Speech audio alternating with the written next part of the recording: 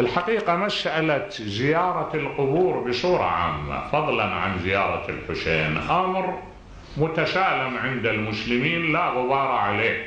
نعم. والذين يشدون عن هذا المعنى هم فئة قليلة لا يعتد بقولهم ولا قيمة لآرائهم، لأنها غير ناهضة وغير قائمة على علم. بينما المذاهب الإسلامية بإجماعها، فقهاء المذاهب الإسلامية بالنسبة إلى زيارة القبور عندهم تكاد تكون محل إجماع. وهذا المعنى يبدأ ابتداء من النبي صلى الله عليه وآله. النبي تقول زوجته عائشة هبط عليه جبرائيل فأمره بأن يذهب إلى زيارة أهل البقيع.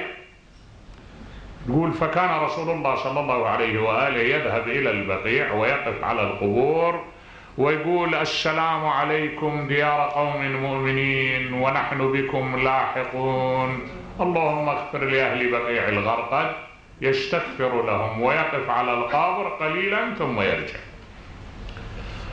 الإمام أمير المؤمنين سلام الله عليه كان يقف على قبور أحبائه وأعزائه وزملائه من الصحابة ويخرج لزيارتهم. الزهراء صلوات الله عليها جملة من كتب التاريخ تصفق على أنها كانت تذهب إلى قبر النبي من بعد دفنه وتقف على القبر وتأخذ شيئا من تراب القبر وتقول ماذا على من شم تربة أحمد ألا يشم مدى الزمان غواليا، قل للمغيب بين أطباق الثرى لو كنت تسمع صرختي وبكائي، تزور أباها وتعود.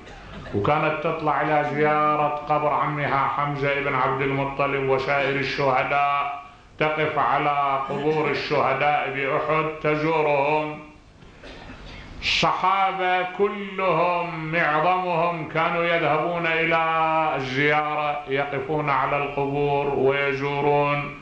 وكان يوم من الأيام رجعت عائشة وعيناها مملوءة بالدمع، يسألها واحد يقول لها يا أم المؤمنين أين كنت؟ قالت كنت عند زيارة قبر أخي عبد الرحمن ابن أبي بكر.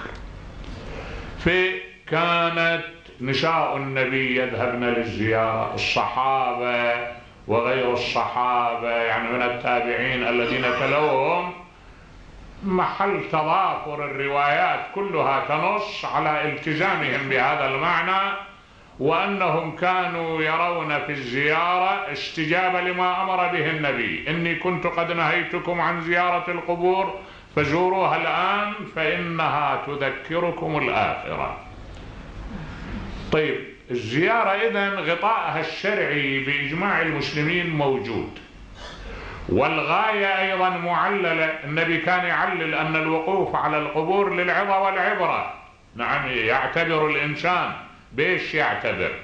يعني يعتبر بأن هؤلاء كانوا مثلنا أحياء فوق ظهر الأرض ثم صاروا إلى باطن الأرض، يعتبر بما أسلفوا وقدموا بين يديهم إلى خالقهم، يعتبر بأن الدنيا بأجمعها تنتهي إلى هذه النتيجة، يعتبر يعني أكو وجوه للاعتبار عند الوقوف على القبور.